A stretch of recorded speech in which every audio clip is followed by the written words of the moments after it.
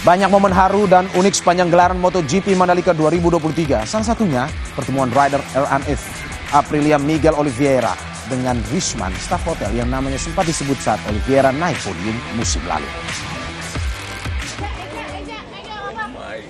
Dalam video yang diunggah Instagram MotoGP, Miguel Oliveira dan Risman tampak melepas rindu dengan saling berjabat tangan dan berpelukan. Oliveira mengatakan Risman harus mendoakan timnya agar bisa kembali juara tahun ini. Bahkan Oliveira menawarkan Risman untuk menonton langsung sesi latihan dari pedok tim RNF Aprilia.